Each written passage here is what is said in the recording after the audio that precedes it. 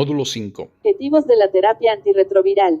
Conceptos de doble y triple terapia. Presentada por Egresado de la Facultad de Medicina de la Universidad Autónoma de Chiapas. médico internista por Centro Médico Nacional Siglo XXI. Infectólogo por Centro Médico Nacional La Raza. Amplia experiencia como tratante de pacientes que viven con VIH en el Hospital General 200, en Toluca. Miembro del GERA en el IMSS. Y participó en la elaboración de la Guía de Manejo Antirretroviral de Sencida en 2021. Él es el doctor José Ángel Pérez López. Hola, ¿qué tal? Muchísimas gracias por el interés, muchísimas gracias por la invitación. El día de hoy vamos a tratar respecto al manejo antirretroviral algunos conceptos muy específicos para saber las alternativas, las opciones que tenemos actualmente de tratamiento y tal vez pinceladas de cómo llegamos a ese punto, que es muy interesante, por supuesto. Entonces, vamos a dar inicio. Aquí algo muy importante a recordar es que nuestra agenda va a ser lo del ciclo vital, que ya lo vieron en un módulo previo, pero es básicamente para puntualizar en qué regiones podemos tener acción con fármacos. Los grupos de fármacos antirretrovirales que existen, los que tenemos disponibles en el país, la terapia doble, la terapia triple, y 3 estudios que han sido muy importantes, han sido parteaguas en las decisiones de manejo antirretroviral que tienen que conocer, uno ya muy viejito, pero que sigue siendo vigente en el sentido de cómo fue cambiando la forma de dar manejo a esta enfermedad. En la parte del ciclo vital del virus, recordamos que hay un proceso que se llama enlace, posteriormente una fusión hacia el linfocito. La estructura que vemos en amarillo es la superficie del linfocito TSD4 y la parte que ven hacia el centro es el núcleo. Entonces está ejemplificando cómo el virus se va a fusionar a la membrana del CD4.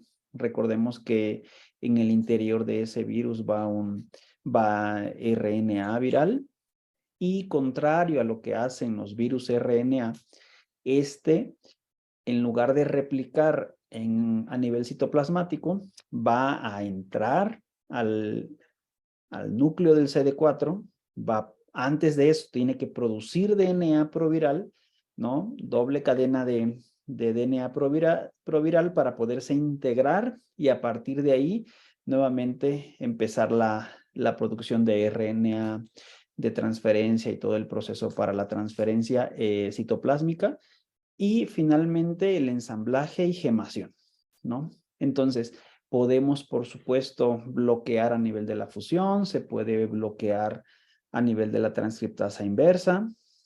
Esa integración también se puede bloquear. Cada uno de estos elementos tiene enzimas que están asociadas a este proceso y por lo tanto se han ido diseñando fármacos que están buscando esa limitación en la replicación, ¿cierto? Y iremos viendo durante esta oportunidad la evolución que se ha tenido en cuanto a esas opciones de tratamiento, ¿no? Porque de pronto ahora decimos, pues tenemos un esquema de una sola tableta, se lo damos a todos los pacientes y se acabó la consulta. Y no es así. En realidad, hay pacientes que ahora los estamos viendo, pero que ya llevan 15 años en tratamiento y que por lo tanto tal vez ya no sean candidatos a un régimen de una sola tableta. Hay pacientes que ya hicieron resistencia y van a utilizar de los otros grupos de fármacos. Entonces les decía, de esta manera tenemos inhibidores de fusión, ahora los veremos. Tenemos inhibidores de la transcriptasa inversa, que tenemos una subclasificación ahí. Por supuesto que tenemos inhibidores de la integrasa. Y finalmente también inhibidores de la proteasa, ¿no?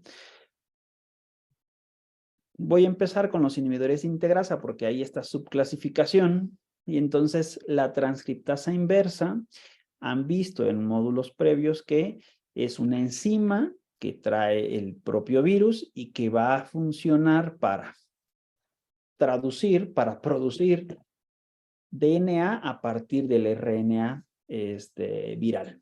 Y entonces, ya al tener DNA proviral, es posible meterse al núcleo.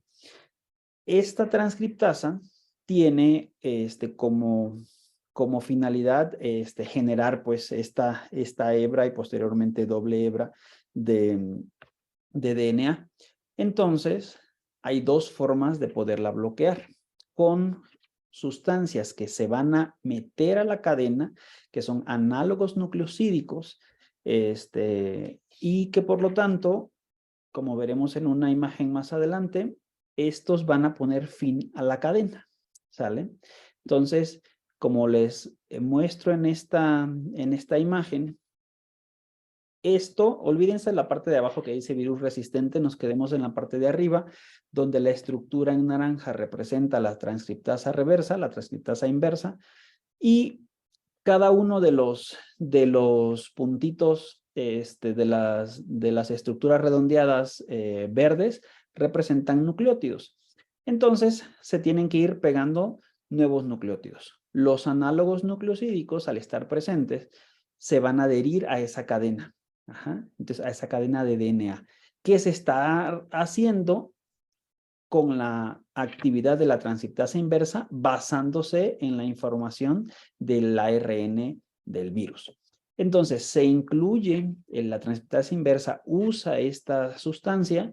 Si es un nucleósido, entonces lo va a tener que fosforilar. Si es un nucleótido, ya está fosforilado, como el único que utilizamos en VIH es el tenofovir, y entonces su estructura no permite nueva adición de otros nucleósidos y por lo tanto pone fin a la cadena. De esa forma funcionan los análogos nucleosídicos. Por el contrario, los no nucleosídicos, ¿no? En este caso, en esta imagen, nuevamente la estructura en naranja representa la transcriptasa inversa que está juntando, pegando nuevos nucleótidos. Entonces, esta sustancia donde va a funcionar es en el sitio de unión de la transcriptasa inversa y no le va a permitir generar mayor producción mayor adición pues de nucleótidos, ¿no? Entonces, no se incluye en la cadena, por eso decimos que es un no nucleósido, por decirlo de una manera coloquial. Entonces va a interrumpir, va a estropear la función de la transcriptasa inversa. Por lo tanto, son sustancias que a pesar de que ambos van a bloquear la transcriptasa inversa, la van a inhibir, se pueden mezclar. O sea, podemos utilizar dos análogos nucleosídicos y un no nucleosídico, como veremos más adelante. Entonces, lo más importante es que representan dos grupos distintos de fármacos. En su momento fueron pilar fundamental del tratamiento y actualmente, por una cuestión de evidencia de mayores mutaciones transmitidas hacia los no nucleosídicos, nos hemos ido hacia el uso de inhibidores de integrasa. Y esto último habla de la gemación, cuando ya un virus es ensamblado, ya se generó, entró al núcleo, salió, se generaron nuevas proteínas. Entonces, esas proteínas estructurales y funcionales se tienen que madurar, ¿no? Y entonces parte de esa maduración la tiene la proteasa, que también es una enzima que inyecta el virus al momento de fusionarse. Y entonces esta proteasa va a ir haciendo cortes a esas estructuras de proteínas largas. Y entonces ya se va a quedar un VIH maduro que ya puede infectar otras células. Entonces, si tenemos un inhibidor de esta proteasa, lo que va a buscar es bloquear ese corte de estas proteínas para que se hagan funcionales y por lo tanto dejamos a virus inmaduros, ¿no? Misma situación, son un grupo de fármacos que no se puede utilizar en monoterapia y por lo tanto tiene que ir acompañado de un segundo o un tercer fármaco. Llegamos entonces a la definición de los fármacos que tenemos disponibles. Les pongo aquí el que tiene la marca del país, es el que tenemos actualmente en 2022, finales de 2022, como fármacos disponibles en nuestro país. ¿no? Entonces aquí es inhibidores de transcriptasa inversa no nucleosídicos. La nevirapina la rescato todavía porque la nevirapina hasta hace 2 años la llegamos a utilizar, fue un medicamento súper noble, era de 2 veces al día, sí tenía efectos adversos, sin embargo, era, como les digo, un fármaco de hace ya mucho tiempo que tenía efectos adversos, una posología de 2 veces al día, nunca existió una presentación coformulada con otras sustancias y evidentemente eso hizo que ya no fuera de utilidad. Pero hasta hace un par de años era un fármaco que se utilizaba.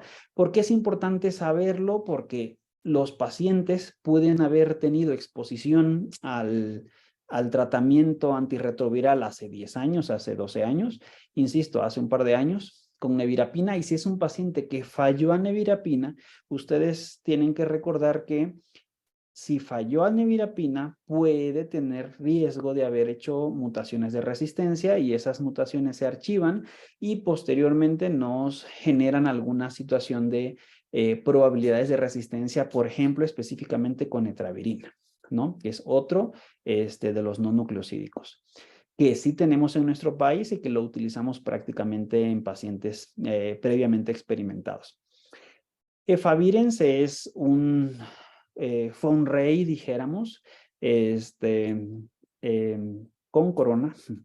Fue un fármaco que se utilizó enormemente y me atrevería yo a decir que 2010, 2015, el 70%, el 80% de los individuos que empezaban tratamiento lo hacían con efavirenz. Y es que este no nucleosídico, que ahora estoy de acuerdo, va de salida, todavía tenemos en México, tenemos pacientes utilizándolo. Sin embargo, es una molécula no nucleosídico que generaba efectos adversos a nivel del sistema nervioso central, llegó a asociarse con depresión, ideación suicida, alteraciones en el sueño, que era lo que principalmente veíamos. Entonces aquí lo más importante es que existió el primer fármaco de una sola tableta, fue con efavirenz, ¿no? Tenía 2 análogos nucleosídicos, tenofovir, emtricitabina, más efavirenz. Entonces, en el famosísimo Atripla. Otra situación importante, ¿no? De, como les decía, en el historial de esos pacientes, saber si utilizaron nevirapina y en este caso efavirenz. Si fallaron, si los cambios que se realizaron del tratamiento fue por simplificación, fue por optimización, esto es, estaba indetectable, pero por efectos adversos, por alguna cuestión metabólica, lo cambiamos, ¿no? Entonces, hay países donde se siguen utilizando porque es un medicamento barato y hay diferentes grados de tolerabilidad. Etravirina ya les comentaba, no nucleosídico también, se sigue utilizando en nuestro país. Su posología hasta hace unos 3 años era complicada porque era 2 cada 12 horas, pero ya en los últimos años ya se ha formulado los 200 miligramos en una sola tableta y es una vez cada 12 horas. Muy noble, digamos, en pacientes que ya están experimentados y va a ir siempre acompañado. Rilpivirina, otro no nucleosídico que en nuestro país no lo tuvimos nunca disponible, por lo menos no en su presentación oral.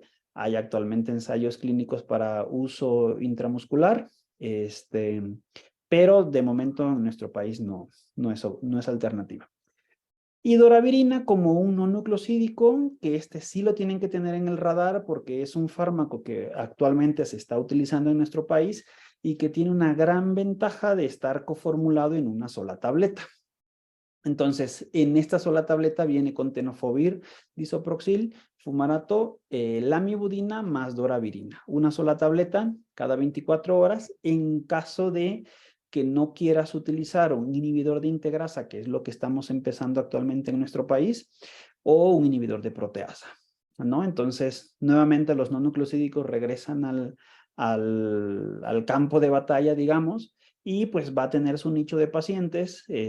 Actualmente en nuestro país, por lo menos en seguridad social, ya lo estamos utilizando. Como es un fármaco que no es el que figura como el preferente en nuestra guía nacional. Entonces es un fármaco que habitualmente hay que pedir alguna autorización para su uso, pero que sí tenemos disponible. También existe doravirina en el medio privado de momento, como separado, que también esa es una ventaja. O sea, si es un paciente que está experimentado a tratamiento o ya falló y ya utilizó no nucleosídicos, también es una alternativa combinarlo con alguna otra sustancia. Entonces, de momento en institución pública está solamente en coformulado, pero para inicio de tratamiento, para cambio por algún efecto adverso, por alguna circunstancia, pero también que sepan que existe como tableta separada. De los análogos nucleosídicos, recordemos aquí, este es el pilar fundamental de los tratamientos. Yo sé que para quienes empezaron a tratar en los últimos 5 años, o sea, esto ha venido a cambiarse muchísimo, porque de pronto si yo les digo sidobudina, se pueden ir de espaldas, ¿no? O sea, ¿cómo podemos utilizar sidobudina? Todavía tenemos en nuestro país, por muchos años fue el pilar fundamental de nuestro tratamiento, fue el primer fármaco antirretroviral que se utilizó en monoterapia, y en Latinoamérica y algunos países en vías de desarrollo, pues sigue siendo una alternativa barata. No podía yo decir que inocua, porque evidentemente tiene efectos adversos que van desde lipodistrofia, alteraciones lipídicas, pero podemos tener, por supuesto, que anemia como efecto adverso severo. Entonces, es un fármaco que está ahí, que sigue vigente, que sí lo tenemos, que sí lo estamos usando. Evidentemente es una minoría, tienen que tener una peculiaridad para que lo estemos utilizando. Ya no estamos empezando sidobudina, por supuesto. Y para pronto, en algún punto que hablemos de resistencias, por lo menos en el caso de Seguro Social, y me atrevo a decir que también en salubridad, básicamente lo usamos cuando un paciente falló a tenofovir, se demostró que tenía una mutación puntual en K65R y por lo tanto es sensible a sidobudina y que no tenemos otra alternativa por ahí. Entonces, en ese sentido llegamos a utilizarlo, ¿no? Y saber que hay experiencia de sobra en su uso y que por supuesto que mientras se vigile es un fármaco seguro. Abacavir sigue estando vigente porque está coformulado con la mibudina y un inhibidor de integrasa que es dolutegravir, entonces como un régimen de inicio, entonces dentro del grupo de preferentes en nuestro país, entonces sigue siendo un fármaco muy noble, bastante bien tolerado, se puede dar en ese caso de coformulado una sola vez al día y que hay que tener prueba de posibilidades de hipersensibilidad para poder utilizarlo en nuestro país. La realidad es que lo utilizamos antes de tener el HLA disponible en nuestro país. Lo utilizamos y la probabilidad de tener hipersensibilidad es baja en nuestro país, pero pues no es nula.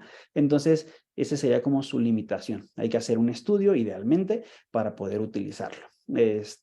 La mibudina, igual, un fármaco que inhibidor de transcriptasa inversa, análogo nucleosídico, muy noble. Se utilizó por muchos años asociado a sidobudina en el famoso Convivir. Actualmente, de hecho, es la única presentación que existe con sidobudina. Ya no encontramos sidobudina sola, sino asociado a la mibudina. Y abacavir y la mibudina sí los podemos encontrar como fármaco tableta separada. Difícil de conseguirse en esa presentación, pero existe. Se tiene que ajustar a función renal la mibudina y entonces tiene por ahí unos peros, ¿no? En ese contexto. Tenofovir, que saben que existen dos formulaciones, disoproxil fumarato y alafenamida.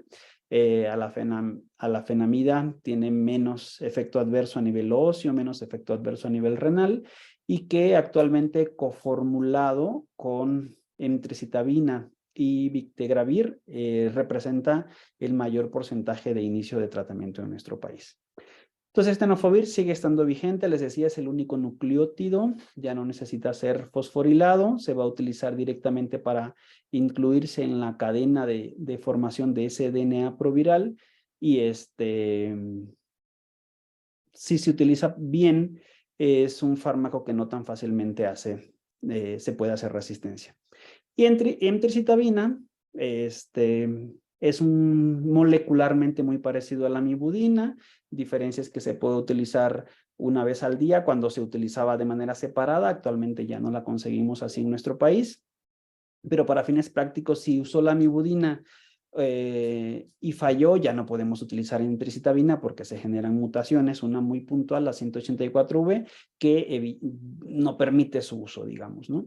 Entonces, también lo tenemos disponible en nuestro país, siempre coformulado con tenofovir en cualquiera de sus dos presentaciones.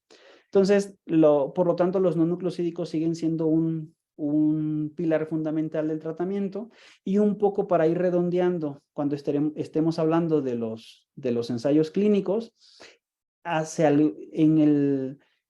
inicios de los 2000 existió un fármaco que incluía sidobudina, bacavir, lamivudina, que se llamaba Trisivir, y que lo que buscaba, como no teníamos muchas alternativas, bueno, no tenían, porque yo en realidad en esas épocas andaba de residente, pero me tocó todavía recibir pacientes con Trisivir, y lo que se buscaba era evitar exposición a inhibidor de proteasa, evitar exposición a no nucleosídico, para que cuando fallara, entonces les dábamos esos otros fármacos, ¿no?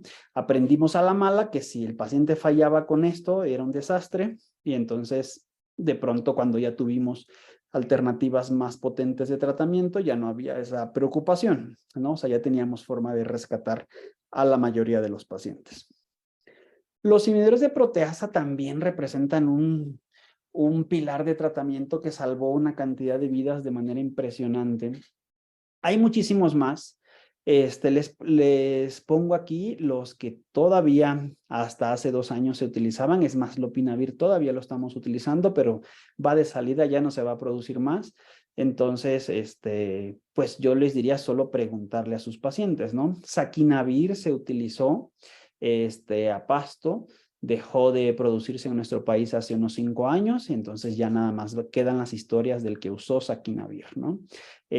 Atazanavir, todavía existen pacientes que están utilizando atazanavir, igual ya es un fármaco que ya no se va a producir, entonces se va a utilizar lo que hay en el país y ya no hay más, y por lo tanto ya no se está iniciando.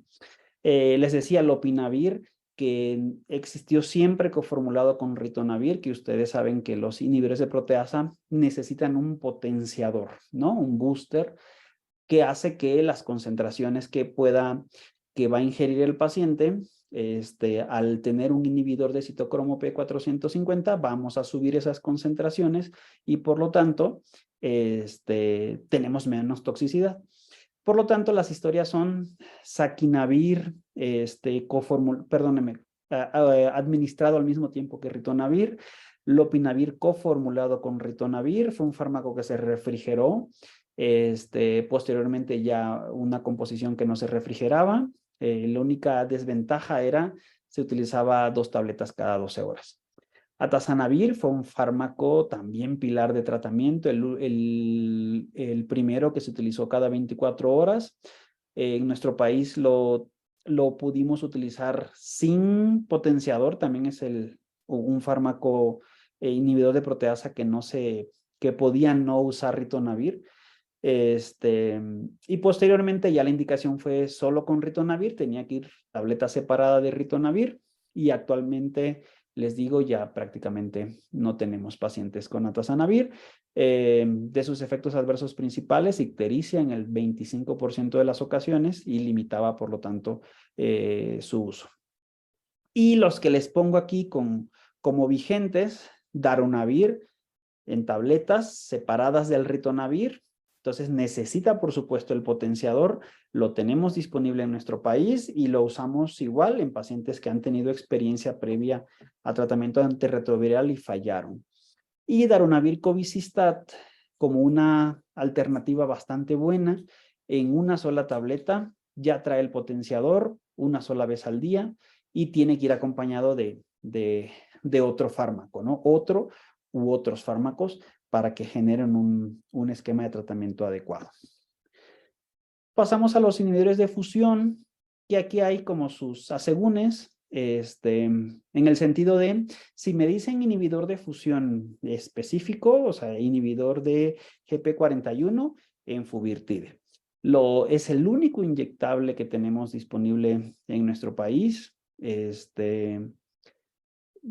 un medicamento que fue caro en su momento, actualmente se utiliza poco, pero todavía que nos quedan algunos pacientes con Enfuvirtide, que son ese grupo que los definiríamos como altamente experimentados.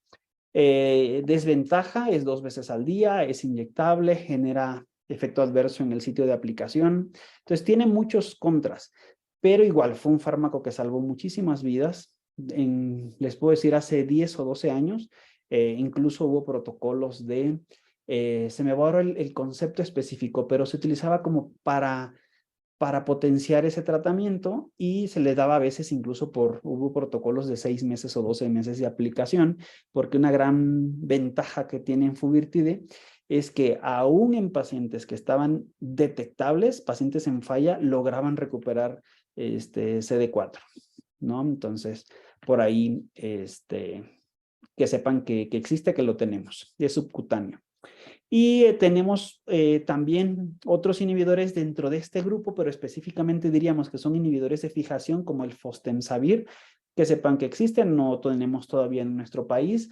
Hay intención de traerlo, misma historia, paciente experimentado. Este va a ser vía oral. Y otro inhibidor de posfijación que también es parenteral, que tiene esa desventaja, que es caro y que se usa básicamente para pacientes muy experimentados, el Ibalizumab, ¿no? Entonces, pertenecería como a este grupo que busca que el virus no se pueda enganchar, no se pueda fusionar con el CD4.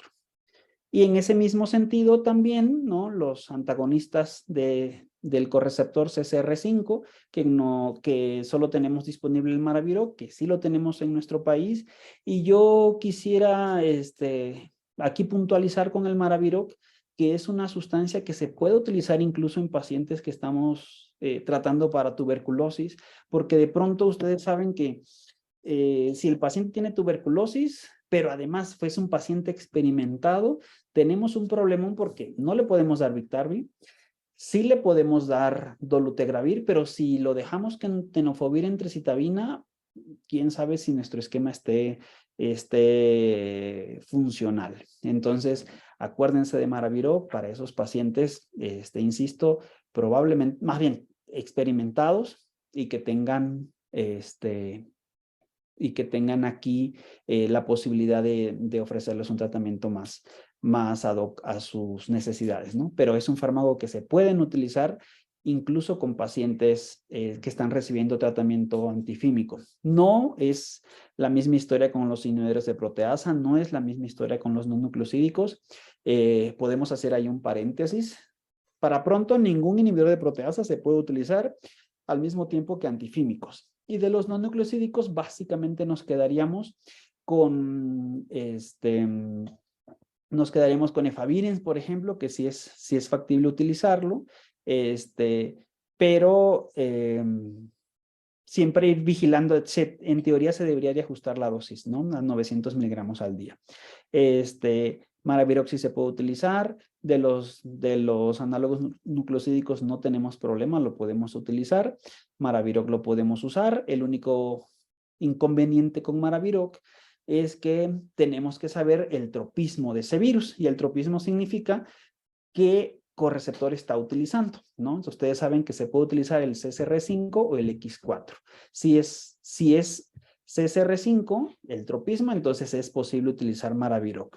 Dependiendo del contexto, 150 o 300 miligramos cada 12 horas. Entonces es un fármaco de 2 veces al día, bastante bien tolerado.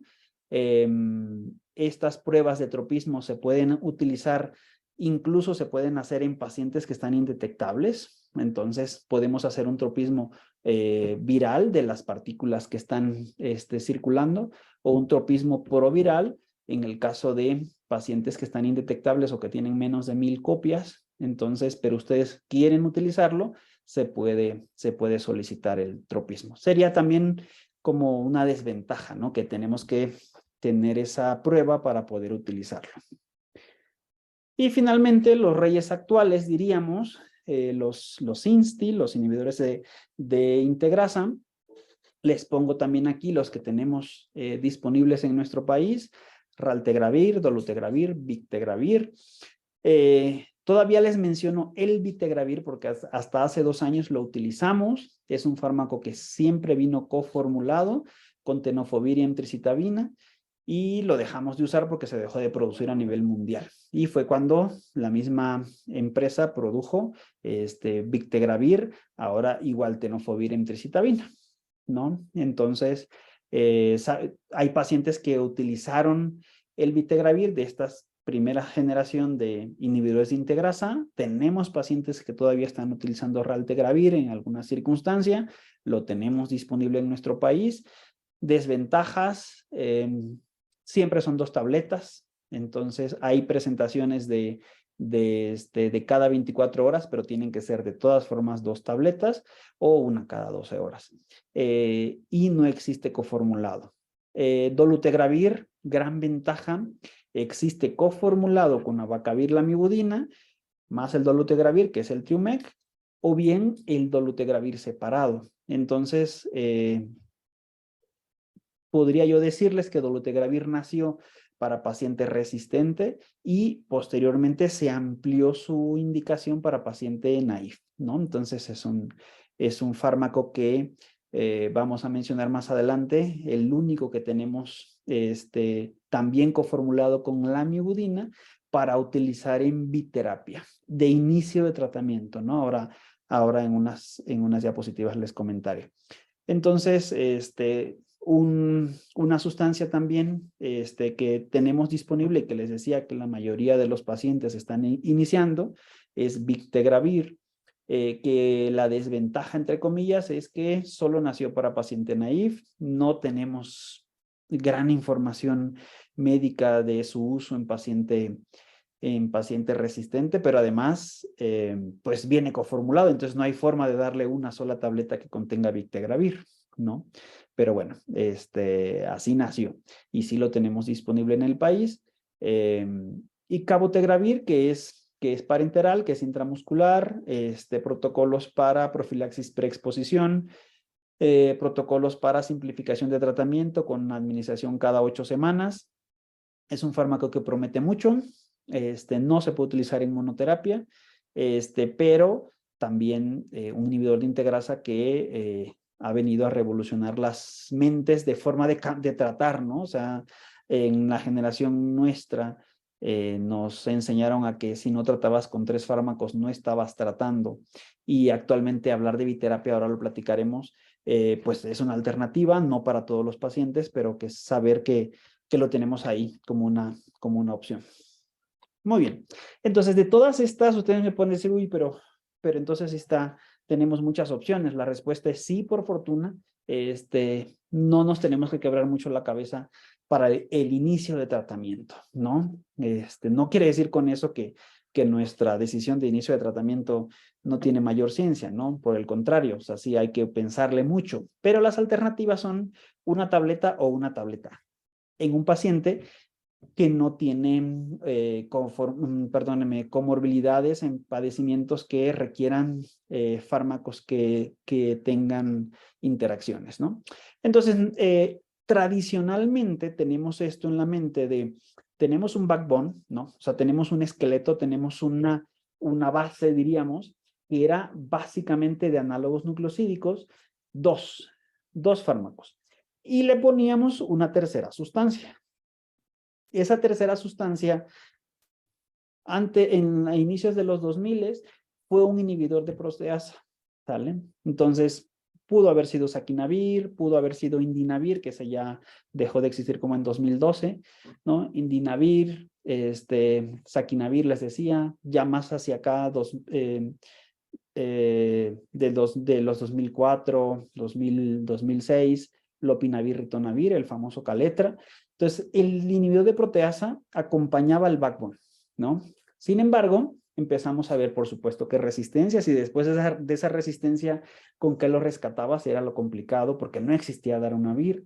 Entonces, el inhibidor de proteasa terminaba hasta lopinavir, ¿no? O sea, lopinavir era lo máximo, en cuanto a potencia. Pero también por los efectos adversos les decía que no solamente eran metabólicos, también eran a nivel de la distribución de la grasa, riesgo cardiovascular, por supuesto, gastrointestinales. Entonces, eso fue haciendo que se fuera el tratamiento hacia las guías de no nucleosídicos, ¿no? Y entonces, Favirenz, considerando que fue el primer esquema de una sola tableta, teníamos un backbone de tenofovir emtricitabina más Favirenz en una sola tableta cada 24 horas, pues fue por mucho tiempo el que figuraba en las guías y con el que todo mundo se tenía que comparar, digamos. Entonces, esta idea de tener 3 fármacos, 3 fármacos, 3 fármacos. Y finalmente, seguimos en el mismo tenor, 3 fármacos antirretrovirales. Cada vez utilizamos menos el término de backbone, porque justo ahora, como llegaremos a ese punto de hablar de biterapia, da la impresión de no necesitamos, parece, porque los estudios así lo han mostrado, utilizar necesariamente dos análogos de nucleósidos. Entonces, los inhibidores de integrasa actualmente, 2 análogos nucleosídicos más un inhibidor de integrasa en una sola tableta, tenemos las alternativas Bictegravir, tenofovir, alafenamida más emtricitabina en el Biktarvy, o dolutegravir, abacavir, lamivudina en el Triumec. O si ustedes dicen, por alguna circunstancia no puedo utilizar inhibidor de integrasa, tengo la alternativa que les decía, doravirina, tenofovir, disoproxil, más lamivudina, una sola tableta. Entonces, les decía, tenemos ahora esta otra visión, ¿no? Un solo análogo nucleosídico que específicamente aquí tendría que ser lamivudina más dolutegravir, ¿no? Entonces, es el único fármaco que ha mostrado poder tener a un paciente desde el inicio en tratamiento para, con sola biterapia, alcanzar indetectabilidad en más del 90% de las ocasiones.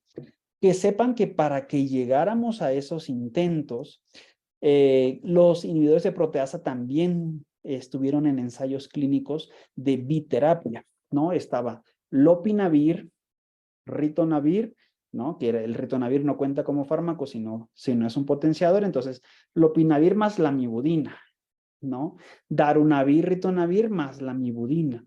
Sin embargo, esos eran regímenes de simplificación. Los empezábamos con 3 fármacos, los tenían indetectables y posteriormente ya se simplificaba a un régimen de 2 sustancias. El inconveniente, cantidad de pastillas, ¿no? Entonces, pero esos fueron los parteaguas para la actual biterapia, ¿no? Entonces, no se les ocurrió así nada más de vamos a probarlo, tiene toda esta historia, ¿no?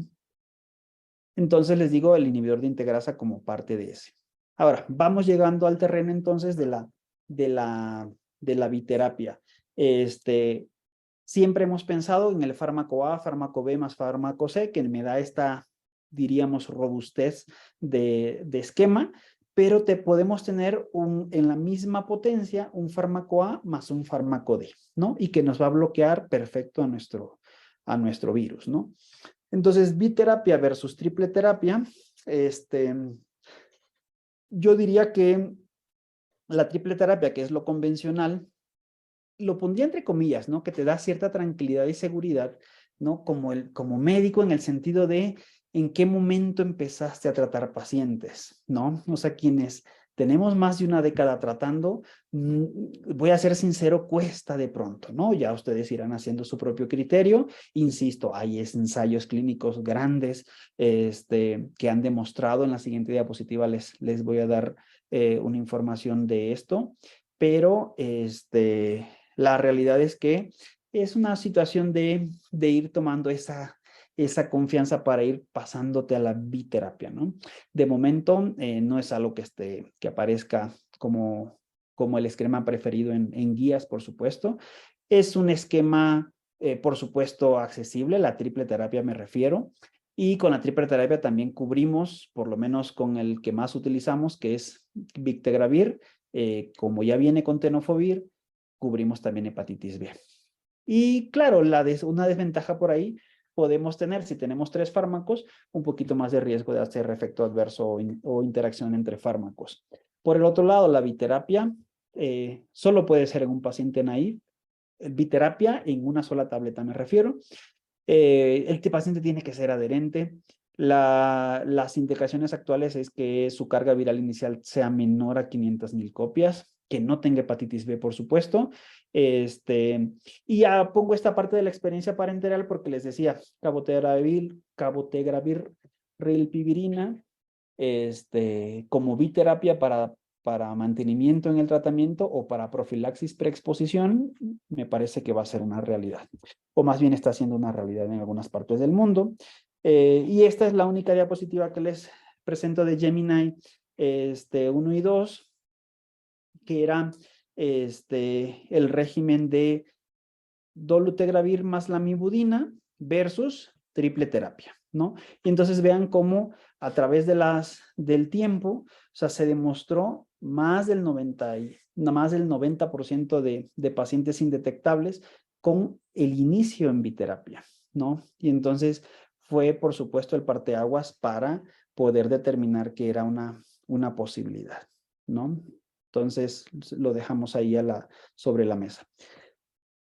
Para ir ya redondeando los objetivos del tratamiento, ya lo que hemos platicado previamente, para pronto les podría yo decir, y pues, ¿para qué tenemos tratamiento antirretroviral? Pues para que estén detectables, se acabó la discusión, ¿no? Y con eso, todo lo que secundariamente lleva, ¿no? Pero siendo puntuales diríamos, bueno, para que tengamos recuperación inmunológica sería la segunda, el segundo objetivo, y que claro, que sea un paciente que lo mantengamos en el tratamiento, ¿no? Si queremos ser mucho más puntuales y como lo especifica nuestra guía nacional, los objetivos los podríamos dividir entre clínicos, o sea, queremos que tenga una mortalidad menor nuestros pacientes, que mejore su calidad de vida, ¿no? Que no se nos hospitalicen tan frecuentemente.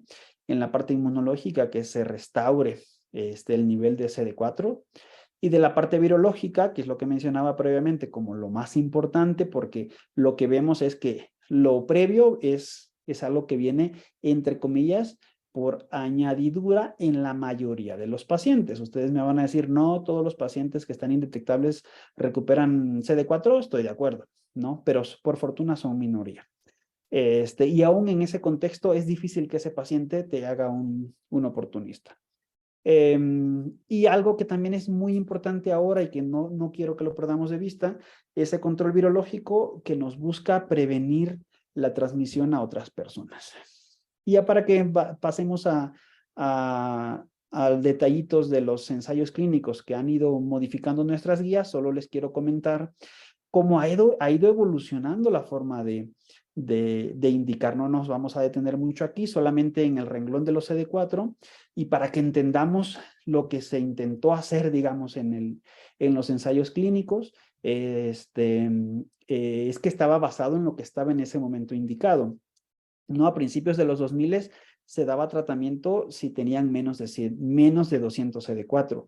Si tenían más, no se podía, ¿no? Bueno, no es que no se podía, no había evidencia de mejoría. Y es que, claro, la mayoría de los pacientes los encontrábamos mucho más avanzados, ¿no?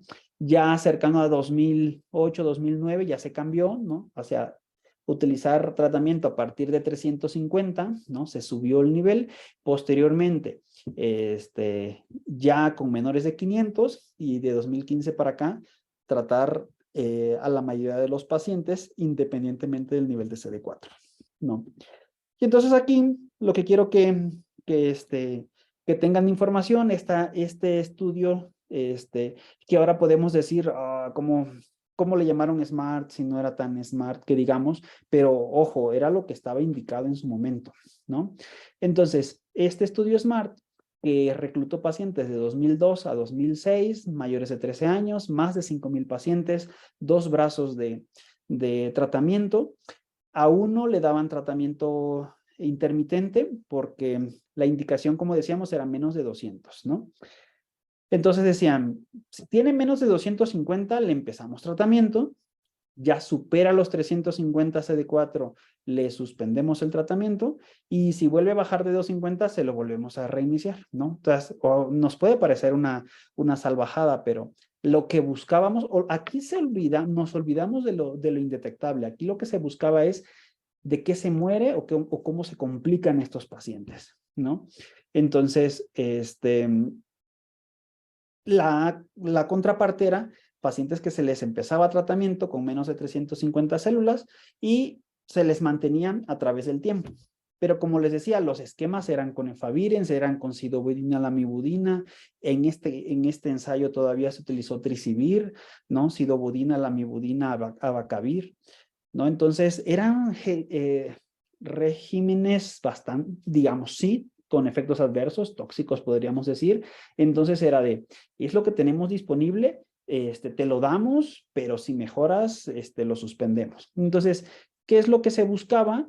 Mortalidad por cualquier causa, ¿no? Y entonces, en el grupo del tratamiento intermitente, hubo 55 muertes, 30 en el tratamiento continuo, ¿no? Y entonces es evidente que la balanza se va hacia, hay que mantener al paciente con tratamiento continuo, pero además hay que empezárselo si se mostró la evidencia de poder evitarle pues esta morbilidad o mortalidad a estos individuos con el inicio de tratamiento a partir de los 350 CD4, y fue cuando se hizo el ajuste, el cambio, ¿no? Si la evaluación era porque la muerte fuera específicamente por enfermedad oportunista, también la balanza se iba hacia el tratamiento continuo. Y aquí algo muy importante que sí se demostró en este estudio es que muchos de las complicaciones también habían asociados no a oportunistas o no directamente asociado a VIH, ¿no? O sea, mucha infarto por cardiopatía isquémica o infarto cerebral, ¿no? Entonces, este padecimiento cardiocerebrovascular lo demostraron como un beneficio del tratamiento antirretroviral.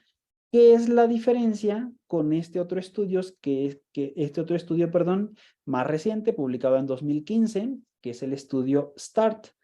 También es un estudio grande, es un estudio que incluyó más de 4,500 pacientes. De 2009 a 2013 reclutó individuos, en este caso mayores de 18 años. También eran 2 brazos de tratamiento. Ya se había demostrado que el tratamiento empezado por arriba de los 200 iba mejor. Y entonces aquí era y si subimos todavía más el rango de tratamiento, entonces era inicio inmediato, o sea, se diagnosticaba y se trataba, así tuviera más de 500 CD4, o bien era diferido hasta que tuvieran menos de 350, o bien tuviera alguna enfermedad definitoria de SIDA o finalmente embarazo. El seguimiento en promedio fue a 3 años y los resultados fueron, por supuesto, que interesantes, y lo que iban a evaluar era muerte o morbilidad asociado a SIDA o no SIDA, esto es enfermedad cardiovascular, si había enfermedad renal, hepatopatía o algún tipo de cáncer. Y aquí lo interesante, en los números, evidentemente en la curva roja van los pacientes que tienen inicio inmediato y por lo tanto van a estar en tratamiento y con carga viral indetectable, pues la mayoría, ¿no? Y por eso el inicio diferido muestra esa curva, ¿no? Porque no se le empezaba hasta que bajara de 350 CD4. Lo mismo pasó con el recuento de CD4, pero la más representativa es esta. ¿Cuántos eventos de desenlace primario, esto es muerte o patología asociada al virus o o asociado a los otros elementos que les comentaba, se presentaron 100 en el grupo de inicio diferido y 42 en el de inicio inmediato. Sin embargo, aquí ya desmenuzando el riesgo cardiovascular que se mostró en SMART, no se logró demostrar en STAR. Entonces sigue quedando la incógnita de realmente el tratamiento antirretroviral protege a nuestros pacientes de una mortalidad asociado a trombosis, ¿no? Coronaria o a nivel cerebral. Esa sería como la duda aún, ¿no? Pero la realidad es que es evidente que el paciente se beneficia del tratamiento, ¿no? Entonces les decía, las muertes, si se evaluara solamente la muerte por cualquier causa, sigue estando a favor del tratamiento inmediato como un factor protector, digamos, de que ocurran este tipo de eventos. Y finalmente, otro de los estudios que ustedes han escuchado, leído, como elementos que han marcado las guías clínicas es el estudio temprano, que se publicó en 2015 y que, a diferencia de los previos, los estudios previos, tanto el SMART como el START, incluyó pacientes de la mayoría de los continentes, ¿no? Y aquí este es un ensayo que básicamente fue Costa de Marfil, ¿no? En esta región de África, donde la prevalencia de tuberculosis es 6 veces más que en nuestro país, por ejemplo, ¿no? Entonces, yo por ahí les digo, es súper interesante, es muy impactante la información que nos han regalado con este estudio. Sin embargo, la duda sería, ¿realmente es aplicable a nuestro país? Porque de pronto diríamos, entonces hay que darle tratamiento a todo mundo e isoniazida a todo mundo. Este estudio reclutó pacientes de 2008 a 2000, se terminó en 2015, más de 2,000 pacientes, fue en Costa de Marfil y se generaron 4 grupos, ¿no? En estos 4 grupos, el tratamiento se empezaba en cuanto se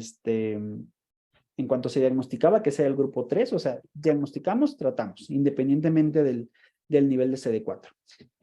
O bien nos esperamos hasta que tengas criterio de inicio de tratamiento, que eran en esos años 350. Entonces, nos esperamos a que llegues a 350, solo te vigilamos, ¿no?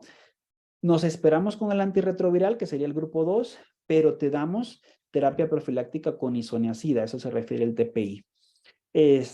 Grupo 3, les decía, tratamiento en cuanto, bueno, se diagnostica, se trata, o bien el grupo 4, se diagnostica, se trata y además le damos profilaxis con isoniazida, ¿no? Entonces, esos serían los 4 vertientes de tratamiento. El tratamiento profiláctico se daba con isoniazida. A mí no me gusta mucho el término profiláctico, pero así lo utilizaban ellos, ¿no? Porque nosotros decimos, bueno, damos tratamiento para la tuberculosis latente. Pero en este caso no se tenía que demostrar que hubiera TB latente, por eso el concepto. Entonces le daban isoniazida, 300 miligramos cada 24 horas, 6 meses.